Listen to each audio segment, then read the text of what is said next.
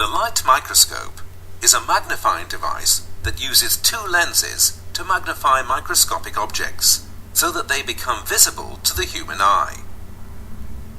The slide to be analysed is placed on the movable microscope stage and illuminated with the light reflected by a microscope mirror or emitted from an artificial source. At first, the light passes through a condenser which concentrates it into a bright stream. The light then passes through the slide and subsequently through the objective lens. The objective lens is responsible for the initial magnification. The magnification is then further increased by the eyepiece or ocular lens. The acuity of the final image is regulated by adjusting the distance between the objective lens and the microscope stage. This is done using a coarse adjuster for the initial focusing and then a fine adjuster for the final focusing.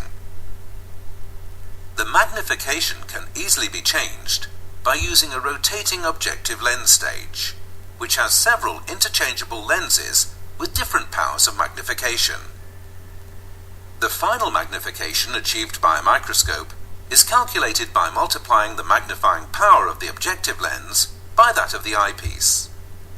The power of light microscopes is limited by their resolution. This is the ability to distinguish between two objects that are close to one another, so that they are seen as two objects rather than a single object.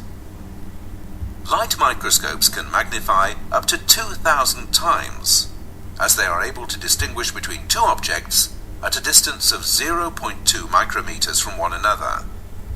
However, magnifications of 1,000 times and more require a fluid phase to increase the resolution of the microscope.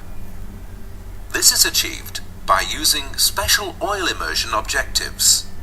The immersion oil is placed between the sample and the objective. Modern microscopes are frequently connected to image acquisition and analysis equipment.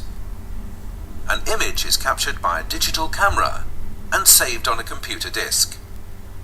Such images can be further analysed and measured using special computer programs that are able to transform them in various ways.